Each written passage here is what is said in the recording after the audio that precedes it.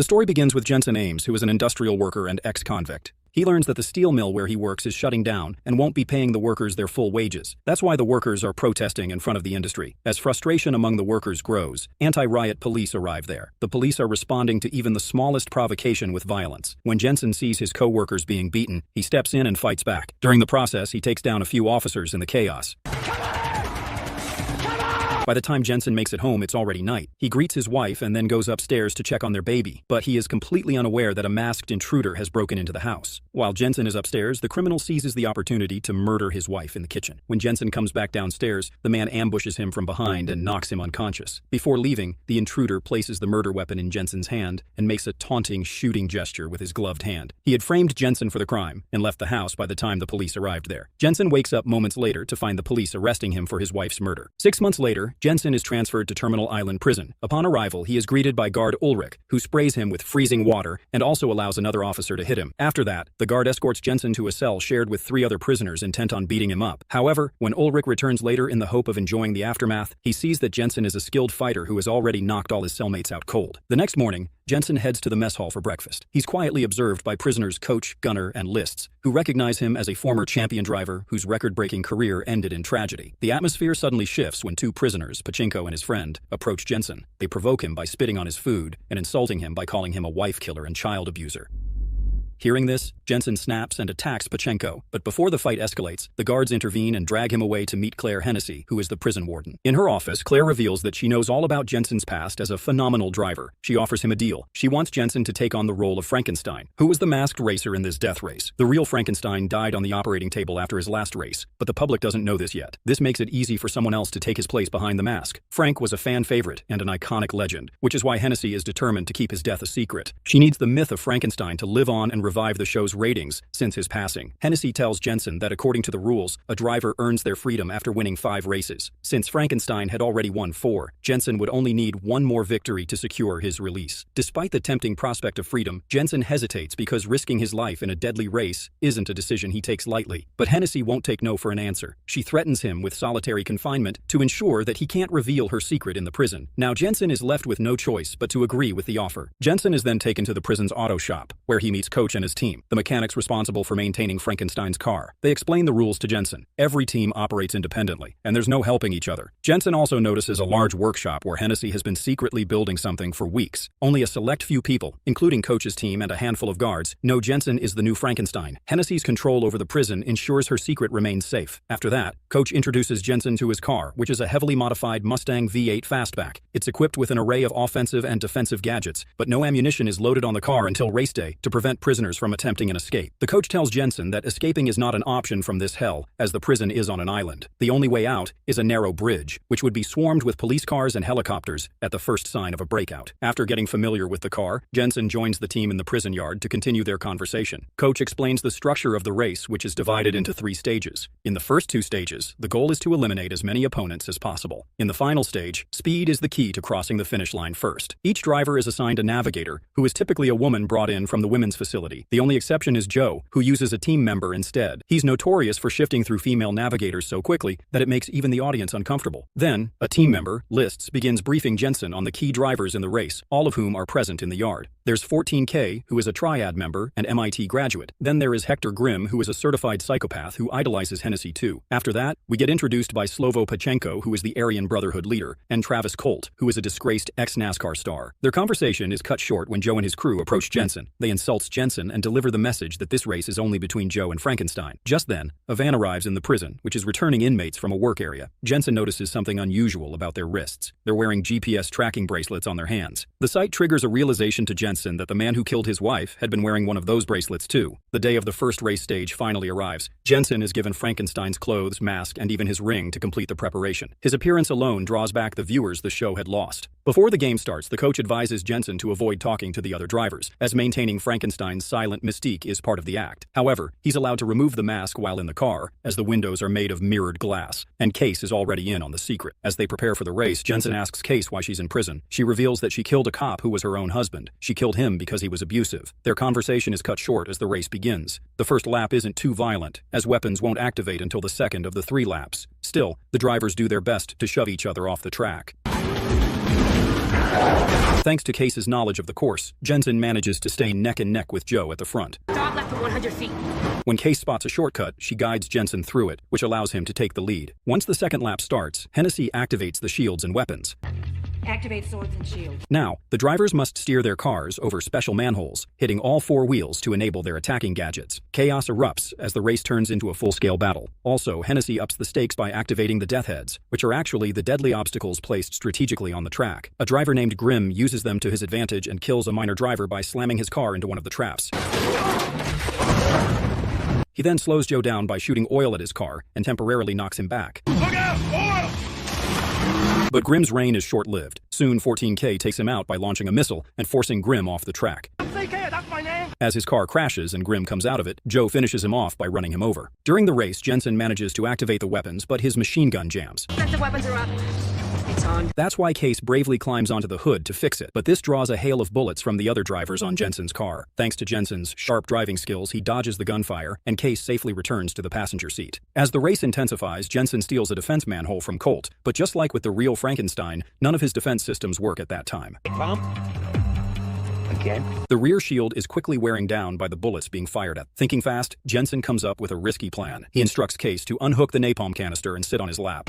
Go to my left. What? Then, he ejects her seat, which is now carrying the napalm, and it fell straight at Colt's car. The napalm smashes into Colt's vehicle, and Case follows up by throwing the car's lighter, igniting the napalm, and setting Colt's car on fire. With Colt eliminated, Jensen once again faces Joe head-to-head. Suddenly, Jensen notices Pachenko making a familiar hand gesture. It is the same one the man who killed his wife made before fleeing the scene. Distracted by this vision, Jensen loses focus. Joe seizes the opportunity and slams Jensen's car, which forces him into last place while Pachenko claims first. By the end of the race, 3 drivers are dead, and 6 remain for the next stage. Back at the garage, Coach and his team inspect the car and find no issues with the gadgets. They're baffled as to why the systems failed during the race. Jensen is now frustrated and suspicious about Hennessy. He confronts her after some time and accuses her of planning everything from framing him for his wife's murder, rigging the race, and using Pachenko to lure him into taking over as Frankenstein. Hennessy doesn't confirm his suspicions but counters with another threat. She shows Jensen a photo of his daughter, who is now in a foster home. Hennessy reminds Jensen that if he wants to see his daughter again, he needs to play along in the death race game. As Jensen is unable to do much about Hennessy's threats, he returns to the yard and chats with Coach. Jensen asks why Coach doesn't wear a prisoner number. So, Coach explains that he's technically not a prisoner anymore as he qualified for parole 3 years ago. However, he couldn't bring himself to leave this place as the outside world had changed too much, and he preferred the familiarity of the prison and its races.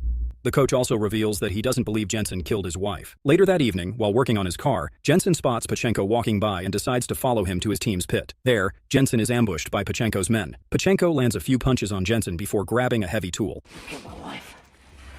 He intends to smash Jensen's head with this heavy tool despite knowing he's under Hennessy's protection. But, before Pachenko can strike, List intervenes and stabs Pachenko in the back with a pen. Seizing the moment, Jensen grabs a metal stick from the ground and uses it to stab one of Pachenko's men. He then knocks out his captors, and then turns his attention to Pachenko. He starts punching Pachenko, throwing him into nearby equipment, and slamming him into crates. Finally, Pachenko admits that Hennessy ordered him to kill Jensen's wife, and that Ulrich was the one who brought him to the house. Just as Jensen is about to deliver a fatal blow, Ulrich and another guard arrive there and break up the fight, pulling Jensen away. The next day, just before the second stage of the race begins, Pachenko taunts Jensen again, repeating the same hand gesture that haunted him the night his wife was killed. This time, when the race begins, Jensen deliberately starts driving slowly and takes a tunnel to have a private conversation with Case. In the tunnel, Jensen accuses Case of possibly killing the real Frankenstein. Did you kill the old Frank? What? He points out the suspicious failure of the car's gadgets in 2 consecutive races. When she hesitates to answer, Jensen threatens to eject her from the car if she doesn't reply to him honestly. Seeing this, Case confesses that she sabotaged Frank's rear weapons under Hennessy's orders. Actually, she was lured by the promise of her freedom. She insists the goal was never to kill Frank. It was an accident caused by Frank's desperate attempt to win without functional weapons. Hennessy's real aim was to ensure Frank lost, so she could keep him in prison and exploit his fame for the show. With his suspicions confirmed, Jensen shifts gears and speeds back into the race. For now, he ignores Joe and sets his sights clearly on Pachenko. He's going after Pachenko. The two clash on the track repeatedly and attempt to force each other off, but neither succeeds. Jensen then takes a bold strategy as he activates the weapon's manhole instead of the defense system. This puzzles everyone since his car's weapons are mounted at the front. Moments later, Jensen surprises the entire crowd by spinning the car around and driving backward. He then shoots a barrage of gunfire on Pachenko's vehicle. Once the damage is severe enough, Jensen turns back around and releases a smoke screen. Get the smoke. This smoke makes Pachenko crash into a concrete barrier. After that, Jensen stops his car, steps out, and approaches Pachenko. Without hesitation, he breaks Pachenko's neck in cold blood and avenges his wife. Meanwhile, Joe decides to swap out his navigator in the middle of the race. Just then, Hennessy seizes the opportunity to unveil the secret weapon she's been preparing for weeks. Release the dreadnought. It is a massive, heavily armed tanker truck dubbed Dreadnought. The Dreadnought is terrifying and unmatched in power. It tears through the track, swiftly catching up with the racers and immediately obliterating two minor competitors.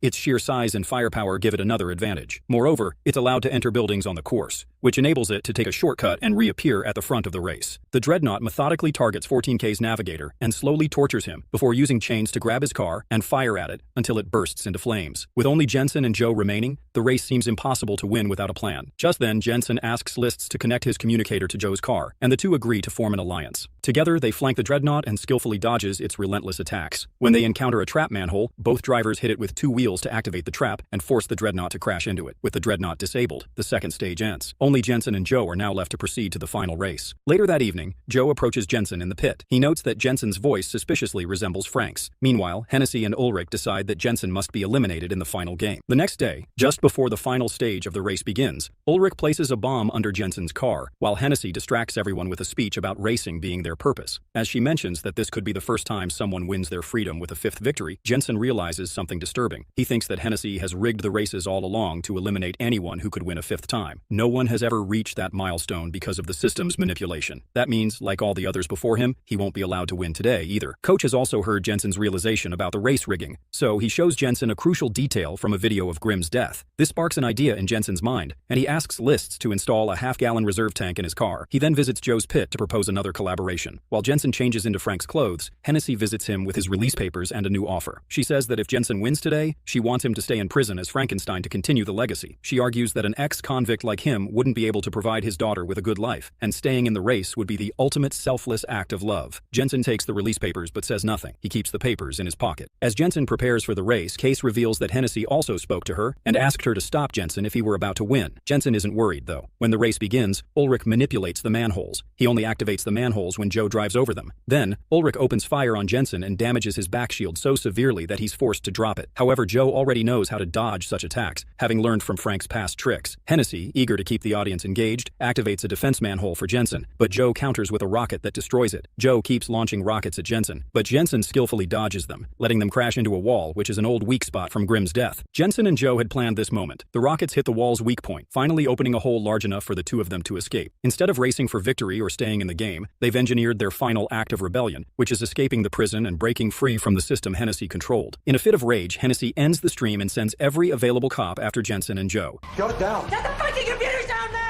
She then presses the detonator for the bomb under Jensen's car. However, her plan fails because Coach and his crew have already removed and deactivated the bomb. Meanwhile, Jensen and Joe speed toward the bridge, but the police cars are closing in. It's time for the next part of their escape plan. Jensen releases the extra half-gallon reserve tank, which he had planned to drop earlier. The tank hits the pursuing police cars, causing an explosion and a fiery wall that blocks the path of police and prevents any more vehicles from following them. The two convicts manage to make it across the bridge gates. They then split up onto two different roads to confuse the helicopters that are hot on their tail. The helicopters focus on Jensen, as he is the most important target. Meanwhile, Case agrees to help Jensen with the final stage of the plan because she feels she owes it to Frank, and since Hennessy has already given her release papers, she's confident they'll let her go once it's all over. As they drive past construction cranes, Jensen takes the opportunity to leap off the car and hide beneath their shadows. Case takes over the wheel and drives a little farther before the helicopters force her to stop with a wall of fire. When she exits the car with her hands raised in surrender, she's wearing Frank's clothes and mask, so now she has taken his place. This twist leaves everyone confused. The Case is now assuming the identity of Frankenstein and helping Jensen to escape from Hennessy's grip. Case is arrested by the cops and taken back to prison,